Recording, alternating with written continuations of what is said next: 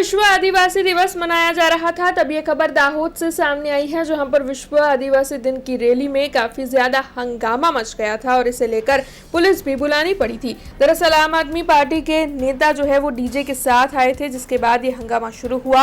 आम आदमी पार्टी के नेताओं की ओर से वी सपोर्ट चैतर वसावा के बैनर के साथ डीजे लेकर रैली में शिरकत की गई। आम आदमी पार्टी के नेता ने रास्ता रोका, एम्बुलेंस, सरकारी बस और अन्य वाहनों को रोका और चक्का जाम करने की कोशिश की। तब इस दौरान पुलिस की ओर से आम आदमी पार्टी के नेताओं को समझाने की कोशिश की गई, लेकिन फिर अचानक पथराव शुरू हुआ, जिसके बाद मामला और ज्यादा बिगड़ गया और कुछ ही वक्त में पूरा मुआलिया इलाका जो है वो पुलिस की छावनी में तब्दील हो गया था। अब इस मामले के मद्देनजर पुलिस जो है आगे जांच पड़ताल में जुटी हुई है और ज्यादा जानकारी दाहोद के डीवाईएसपी जगदीश भंडारी की ओर से दी गई है।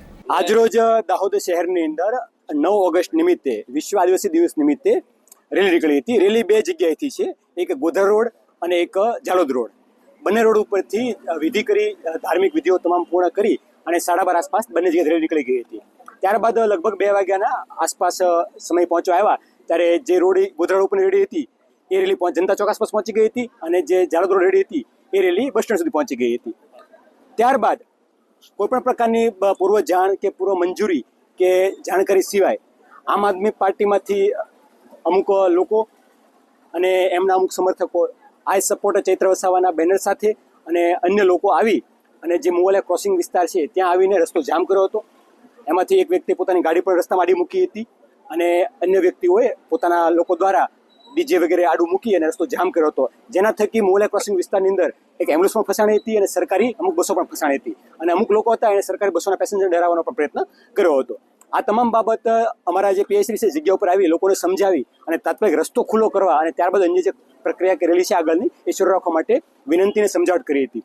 એમણે અવારનવાર સમજાવટ છતાં પણ લોકોએ ના માન્યું હતું। ત્યારબાદ અમારા દ્વારા અને અમારી અન્ય ટીમો હતી સ્થળ પર પહોંચી હતી। અમારા દ્વારા પણ વારંવાર લોકોને રસ્તો ખુલ્લો કરવા, એમ્બ્યુલન્સને સરકારી બસોને જવા દેવા માટે અને કોઈપણ પ્રકારનું હળસ નહીં ઊભું કરવા માટે સમજાવવામાં આવ્યા હતા અને રેલીમાં શાંતિપૂર્વક જોડાય અને સાંસ્કૃતિક ગરિમા છે એ જાળવવામાં આવે એ પ્રકારનો આગ્રહ કરવામાં આવ્યો હતો।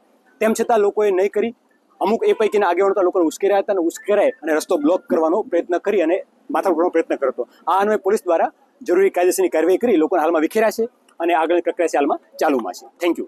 हमसे जुड़े रहने के लिए हमारे YouTube चैनल को सब्सक्राइब करें और नई वीडियो की नोटिफिकेशन के लिए बेल आइकॉन को दबाएं।